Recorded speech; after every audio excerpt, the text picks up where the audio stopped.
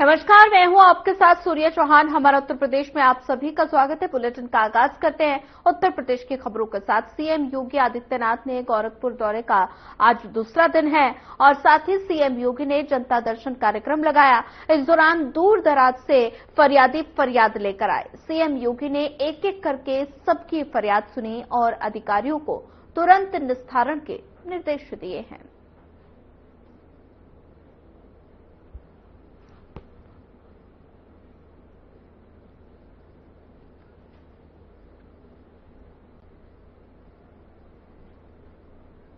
अफगानिस्तान के विदेश मंत्री आमिर खान मुताकी भारत के 8 दिवसीय दौरे पर हैं।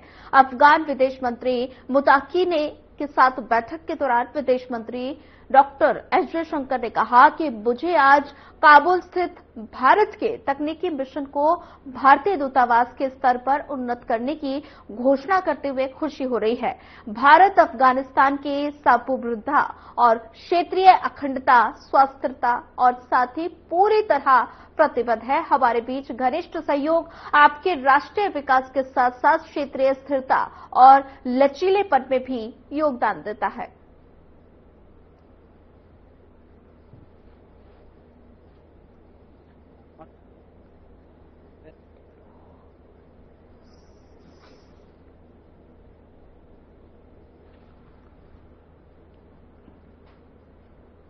गोरखपुर में आवासीय परियोजना के अंतर्गत ईडब्ल्यूएस एलआईजी फ्लैट्स के आवंटियों को चाबी वितरण एवं विभिन्न परियोजनाओं के लोकार्पण शिलान्यास को लेकर कार्यक्रम का आयोजन किया गया, जिसमें मुख्यमंत्री योगी आदित्यनाथ शामिल हुए हैं और इस दौरान सीएम योगी ने कार्यक्रम को संबोधित भी किया। क्या कुछ कहा, सुन पाते हैं।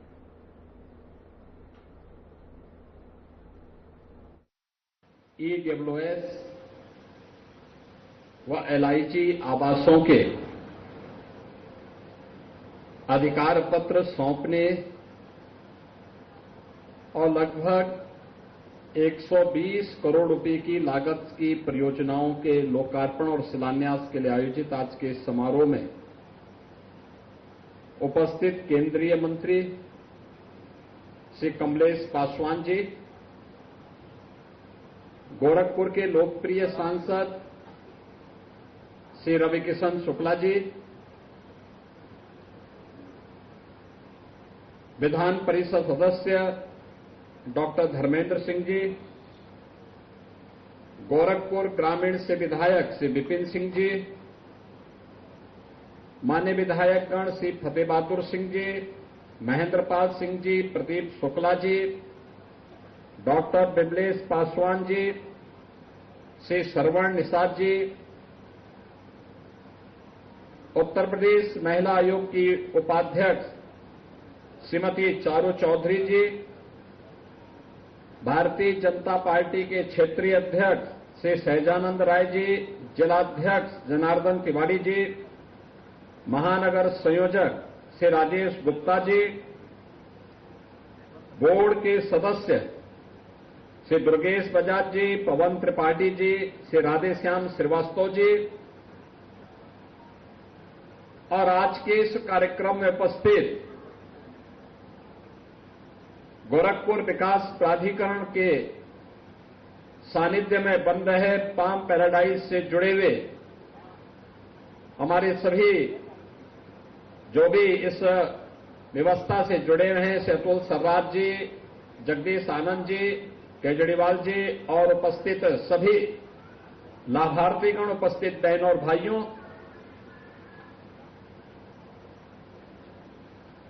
कोई भी परिवार होता है उसकी एक तमन्ना होती है कि वह अपने बल पर, अपने दम पर उसका अपना घर हो, सिर ढकने के लिए उसे छत प्राप्त हो। और आज 160 परिवारों को, जिनमें से 80 को ईडब्ल्यूएस और 80 को एलआईजी फ्लैट इस हाईराइज बिल्डिंग में प्राप्त हो रहे हैं। मैं इसके लिए उन सभी को जिन्हें दीपावली के पहले इतने शुभ मुहूर्त में, कार्तिक मास के शुभ मुहूर्त में, और उसमें भी रवि किशन का गाना फ्री में सुनने को प्राप्त हुआ हो। एक फिल्मी हीरो फ्री में गाता नहीं है, लेकिन आपके लिए देखो, गोरखपुर वालों को तो फ्री में उन्होंने गाना सुना दिया। इन सभी के यह आपको उनके जुड़ने का अवसर प्राप्त हुआ, जिसके लिए वो लाखों रुपया लेते हैं, वो फ्री में। और यहां पर 160 परिवारों को आवास उपलब्ध हो रहा है। इसके लिए दीपावली का ये उपहार आपको प्राप्त हो रहा है। इसके लिए मैं आप सभी को हृदय से बधाई देता हूं, हमारी शुभकामनाएं। गोरखपुर के विकास से जुड़े हुए 120 करोड़ रुपए की परियोजनाएं भी जो गोरखपुर विकास प्राधिकरण के द्वारा गोरखपुर के विकास के लिए दी जाने वाली योगदान है, उसका भी लोकार्पण और शिलान्यास का कार्यक्रम अभी यहां पे संपन्न हुआ है। यह सचमुच एक सपना होता है किसी भी नौजवान का, किसी भी परिवार का, एक सपना। और सपना यह होता है कि उसका अपना घर हो। यह सपना साकार होना, अपना घर का सपना साकार होना, उसके जीवन की एक बहुत महत्वपूर्ण घटना होती है। आज इन 160 परिवारों का, यानी 160 परिवारों का मतलब, अगर एक परिवार में 5 से 6 लोग होंगे तो भी 6 से 7 लाख, 6 से 700 यानी 700 लोग सीधे सीधे इस योजना से लाभान्वित होते हुए दिखाई दे रहे हैं। और इसके लिए मैं आप सबको दीपावली के पहले मिले इस उपहार के लिए हृदय से बधाई देता हूं, अपनी शुभकामनाएं देता हूं। इसमें सबसे पहला उपहार तो मिला है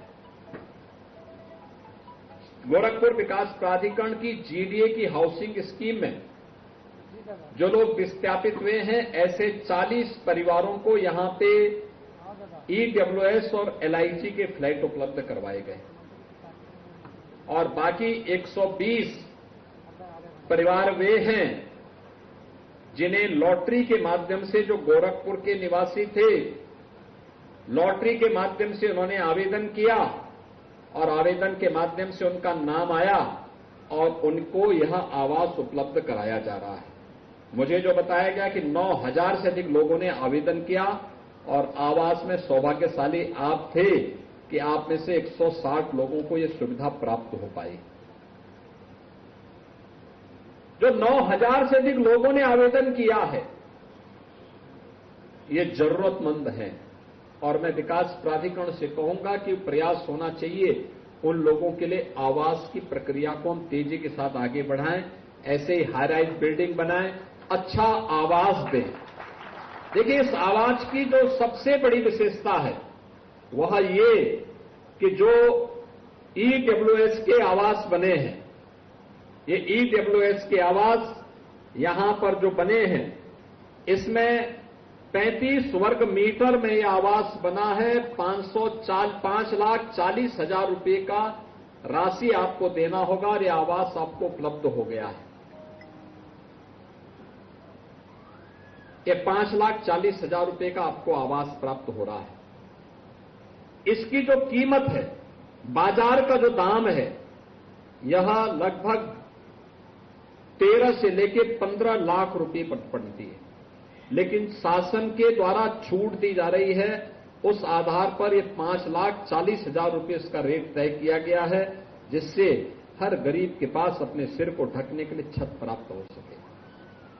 ऐसे ही जो आवास यहां पे उपलब्ध करवाए गए हैं एलआईजी के आवास में जो व्यवस्था दी गई है वह 41 वर्ग मीटर का है और जिसमें 10,80,000 रुपए की राशि उसके लिए उसका रेट निर्धारित किया गया है। लेकिन सरकार को उसको बनाने में जो पैसा खर्च हुआ है, उसके निर्माण में वह लगा है लगभग 19 से 20 लाख। उसको 10 लाख रुपए तक की सब्सिडी देने का काम किया गया। तब उसका रेट घट करके 10,80,000 हुआ है और वह आज यहां पर भी ऐसे 80 परिवारों को ये आवास उपलब्ध करवाया गया है। मैं इसके लिए जिन लोगों के लिए आवास प्राप्त हुए हैं उन सबको मैं हृदय से बधाई देता हूं। 2 प्रकार से, एक तो हाई राइज बिल्डिंग में आपको आवास, बेहतरीन व्यवस्था में आवास की सुविधा, छोटे परिवार के लिए बेहतरीन आवास, रामगढ़ ताल भी है, बगल में जू भी है और इसी के बगल में, जू के ही बगल में रवि किशन का आवास भी है। यहीं पे वे भी रहते हैं।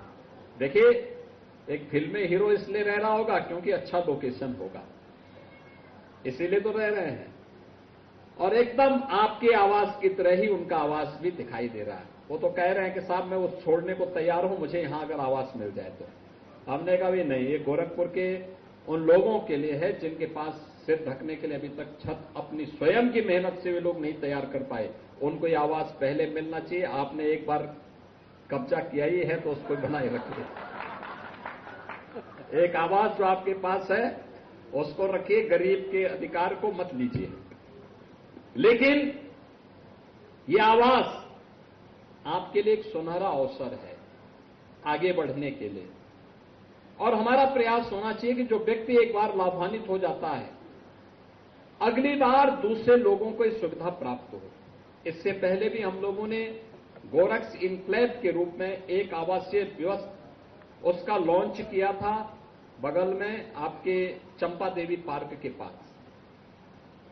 इससे पहले हम लोगों ने राप्ती नगर में भी गरीबों के लिए बने हुए आवास की एक स्कीम वहां लॉन्च की थी और पत्रकार फोरम को भी वहां पर एक व्यवस्था दी थी।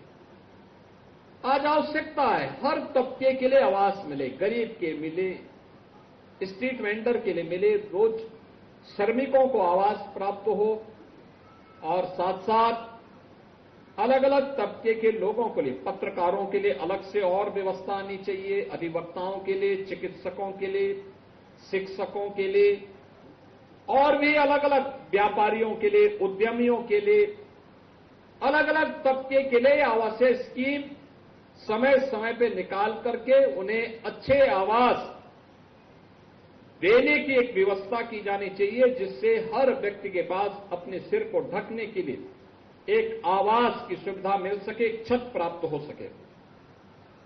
बहनों और भाइयों, देश के अंदर पिछले 11 वर्ष में 4 करोड़ गरीबों को प्रधानमंत्री मोदी जी ने एक एक आवास उपलब्ध करवाया। आप अनुमान करिए, 4 करोड़ लोगों को ये फ्री में आवास उपलब्ध करवाए गए। उत्तर प्रदेश में हम लोग अब तक 60 लाख गरीबों को एक एक आवास फ्री में उपलब्ध करवा चुके हैं। 60 लाख से अधिक गरीबों को। जब नीयत अच्छी होती है तो कार्य भी अच्छे होते हैं। जब जनता जनार्दन अच्छी सरकार चुनती है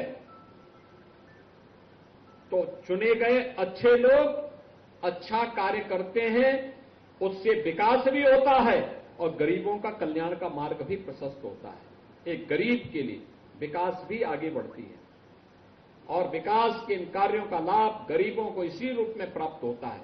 आपने सिफारिश नहीं की होगी। इसमें किसी ने आवास के लिए रवि किशन से किसी ने सिफारिश करवाई क्या? कोई नहीं कराया होगा, क्योंकि अगर कराता तो होने वाला होता, वो भी नहीं हो पाता है।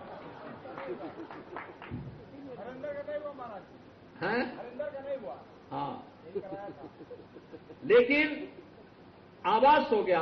अब वो स्वयं आके देख रहे हैं, पछता रहे हैं कि आवास मुझे भी यहां एक लेना है, क्योंकि अच्छा लोकेशन है। ताल का लोकेशन, जू का लोकेशन, इधर खोराबार का लोकेशन, एक ही जगह से पूरा एक जगह से सब कुछ उपलब्ध हो रहा है। और दूसरा, अच्छी सोसाइटी, अच्छे लोग हैं, सब लोग एक साथ रहेंगे, मिलकर के रहिए, अच्छे ढंग से रहिए और अपनी एक हाउसिंग रेजिडेंट कमीशन, यहां पर आवासीय समिति का गठन करिए उस सोसाइटी के माध्यम से थोड़ा थोड़ा पैसा इकट्ठा करके जो मेंटेनेंस का कार्य होता है, कुछ तो जो डेवलपर होगा वो पैसा जमा करेगा, कुछ आपका महीने का छोटा छोटा पैसा आप इकट्ठा करके उसको इकट्ठा कर देंगे तो मेंटेनेंस, लिफ्ट का मेंटेनेंस है, कहीं पे कोई अन्य कार्य होना हो तो वह समिति उसका मेंटेनेंस करती रहेगी। तो लंबे समय तक इस आवासीय सुविधा का लाभ आपको प्राप्त होगा और इस सुविधा का लाभ आपको प्राप्त होने के कारण दोनों तीनों प्रकार की सुविधाएं प्राप्त होंगी। आप भी प्रयास करेंगे कि आप जब तक यहां पे रहें तब तक रवि किशन भी यहां रहें।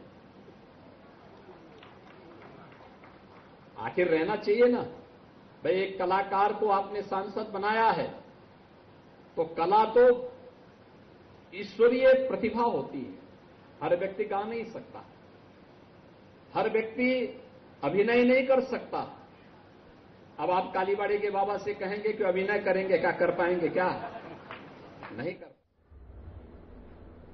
चलिए फिलहाल वक्त तो चला एक छोटे से ब्रेक का। ब्रेक के बाद जल्द हाजिर होंगे।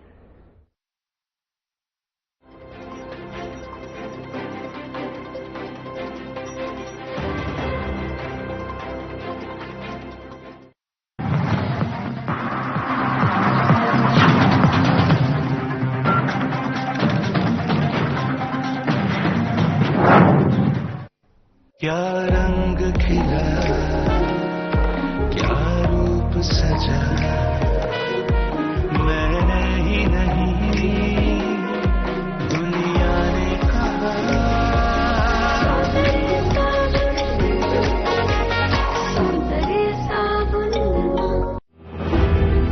यशस्वी प्रधानमंत्री नरेंद्र मोदी जी के विजन वोकल फॉर लोकल के अनुरूप माननीय मुख्यमंत्री योगी आदित्यनाथ के नेतृत्व में उत्तर प्रदेश के स्थानीय उत्पादों को यूपी इंटरनेशनल ट्रेड शो ने दिया है ग्लोबल मार्केट। रिकॉर्ड 12,500 करोड़ रुपए से अधिक की बिजनेस इंक्वायरी के साथ ही 2,680 करोड़ रुपए के एमओयू पर हुए हस्ताक्षर। पार्टनर कंट्री रूस के साथ 88 देशों के इंटरनेशनल बायर सहित देश विदेश के 5 लाख से अधिक लोग इस वैश्विक व्यापारिक महाकुंभ का हिस्सा बने। UP international trade show Uttar Pradesh के व्यापार को नई गति देकर यशस्वी प्रधानमंत्री जी के विजन 2047 को साकार करने में साबित होगा अहम पड़ाव। UP international trade show, sourcing का अद्वितीय मंच।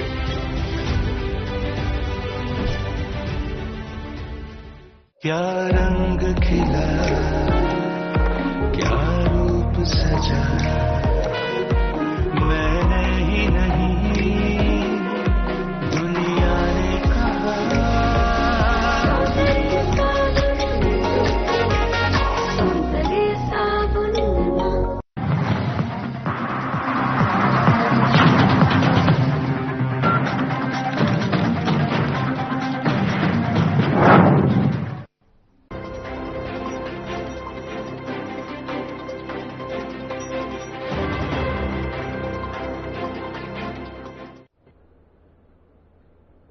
ब्रेक के बाद आप सभी का स्वागत है। रुक करते हैं अगली खबर का। मुख्यमंत्री योगी आदित्यनाथ ने स्वदेशी मेले 2025 में स्वदेशी उत्पादों की प्रदर्शनी और बिक्री कर रहे कई स्टॉल्स का दौरा किया।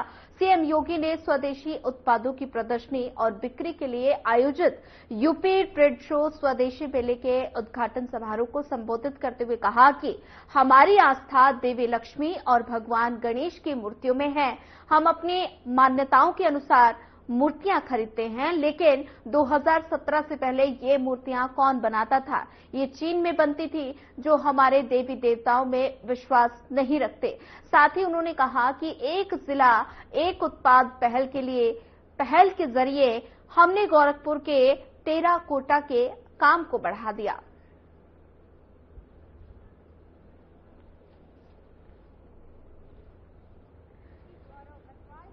भारतीय के मन में ये भाव रहता है कि वह कुछ खरीद फरोख्त करेगा। उन स्थितियों के में उत्तर प्रदेश सरकार ने ये तय किया कि दीपावली के पहले 10 दिवसीय एक ट्रेड फेयर हर जनपद में लगाया जाएगा और मुझे प्रसन्नता है कि सभी 75 के 75 जनपदों में स्वदेशी उत्पादों का ट्रेड फेयर कल और आज में प्रारंभ हो रहा है और अगले 8-10 दिनों तक ये संबंधित जनपदों में उत्तर प्रदेश से बनी हुई उत्पादों को आम जन के लिए उपलब्ध करने के लिए एक प्लेटफॉर्म उपलब्ध करवाएगा। मैं गोरखपुर के इस स्वदेशी मेला के लिए उत्तर प्रदेश के सूक्ष्म लघु मध्यम उद्यम विभाग को हृदय से धन्यवाद देते हुए जितने भी उद्यमी यहां पर आए हैं, महिला समूह से जुड़ी हुई बहनें यहां पर आई हैं, इन सब का मैं हृदय से अभिनंदन करता हूं। अभी सितंबर महीने में 25 सितंबर से 29 सितंबर के बीच उत्तर प्रदेश के ग्रेटर नोएडा में यूपी इंटरनेशनल ट्रेड शो का आयोजन हुआ था। UP international trade show Uttar Pradesh के अंदर बने हुए उत्पादों को एक प्लेटफॉर्म प्राप्त हुआ है, जहां पर एक मंच के नीचे, एक छत के नीचे विदेश से आने वाले लोगों के द्वारा यहां के उत्पाद को खरीदा जाता है, उसके ऑर्डर दिए जाते हैं और बड़े पैमाने पर उत्तर प्रदेश के उद्यमी और व्यापारियों के द्वारा बनाए गए उत्पाद आज दुनिया के मार्केट में पहुंच रहे हैं। मुझे बताते हुए प्रसन्नता है कि इस बार के ट्रेड फेयर में उत्तर प्रदेश के अंदर के 2250 से अधिक हमारे उद्यमियों ने अपने प्रोडक्ट को वहां पर शोकेसिंग किया था। 500 से अधिक फॉरेन बायर्स वहां उपस्थित हुए थे और उनकी जो बिक्री हुई थी, जो यहां के उद्यमी थे, 5 दिन के ट्रेड फेयर में 11,200 करोड़ रुपए से अधिक का सामान उनका बिका है वहां पर। आप अनुमान करिए 11,200 करोड़। ये आज एक नए उत्तर प्रदेश की वह तस्वीर है जो उत्तर प्रदेश को आज बीमारू से एक नया उद्यम प्रदेश के रूप में प्रस्तुत कर रहा है। ये उद्यम का मतलब उद्योग लगेंगे तो नौजवानों को रोजगार भी मिलेगा, उद्यम लगेंगे तो उसके लिए कनेक्टिविटी होगी, तो विकास उस मार्ग से केवल उद्योग जगत से जुड़े हुए लोग नहीं जाएंगे, आम जन भी जाएगा, हर एक व्यक्ति को सुविधा प्राप्त होगी। उद्यम लगेंगे तो उनके साथ तकनीक भी आएगी, उस तकनीक के लिए स्थानीय स्तर पर सर्विस सेंटर भी स्थापित होंगे, लोगों को अपने आप को प्रस्तुत करने का एक अवसर भी प्राप्त होगा। और यही कुछ तो आज उत्तर प्रदेश के अंदर प्रधानमंत्री मोदी जी के मार्गदर्शन में पिछले 8.5 वर्ष के अंदर यही प्रगति आज उत्तर प्रदेश को बीमारू राज्य से उठा करके देश की अर्थव्यवस्था के रूप में, ग्रोथ इंजन के रूप में प्रस्तुत होने वाले उत्तर प्रदेश की हम सबको देखने को मिल रही है। आप अनुमान करिए 2017 के पहले उत्तर प्रदेश में उद्यम लगाना एक सपना था। जो उद्योग पहले से थे या जिन व्यापारियों के द्वारा यहां व्यापार किया जाता था, उनकी मजबूरी हो गई थी। अन्यथा जो अराजकता थी, उस अराजकता में लोग उत्तर प्रदेश से भागने की फिराक में ज्यादा रहते थे। लेकिन उत्तर प्रदेश में सुरक्षा का वातावरण जो दिया गया, प्रदेश सरकार की जीरो टॉलरेंस की नीति के तहत जो कार्यक्रम आगे बढ़े, उसका परिणाम है कि सुरक्षा का माहौल मिला। सरकार ने नियमों में शिथिलता की, सरलीकरण किया, ईज ऑफ डूइंग बिजनेस को बेहतर किया। एमएसएमई सेक्टर में जो भी उद्यम लगाना चाहते हैं उनको 1000 दिनों तक यूनिट लगाने की पूरी छूट दी और कहा गया 1000 दिनों तक आप अपना एनओसी लेते रहिए, आप उद्यम लगा करके अपना प्रोडक्शन प्रारंभ करिए, आपको कोई परेशानी नहीं होगी। परिणाम है आज यही प्रदेश जहां पर कभी जो पहले एमएसएमई का एक क्लस्टर माना जाता था, वह उत्तर प्रदेश में धीरे धीरे करके ये बंदी के कगार पर जा चुका था। आज उस उत्तर प्रदेश में फिर से 96 लाख एमएसएमई यूनिट यानी छोटे छोटे लघु, सूक्ष्म और मध्यम उद्यम 96 लाख की संख्या में फिर से पुनर्जीवित हुए और 2 करोड़ से अधिक लोगों को इसमें सीधे सीधे नौकरी और रोजगार की गारंटी प्राप्त हुई। आप अनुमान करिए, कृषि के बाद सर्वाधिक रोजगार सृजन करने वाला कोई सेक्टर उत्तर प्रदेश के अंदर है तो वह सूक्ष्म लघु मध्यम उद्यम का ये क्षेत्र है, जिसने बड़े पैमाने पर रोजगार दिया।